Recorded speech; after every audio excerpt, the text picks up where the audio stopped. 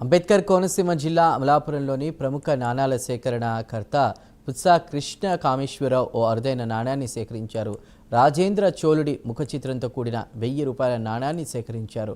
ముంబైలోని టంకసాల్లో ఈ నాణ్యాన్ని 8137 రూపాయలకు కొనుగోలు చేసినట్లు తెలిపారు.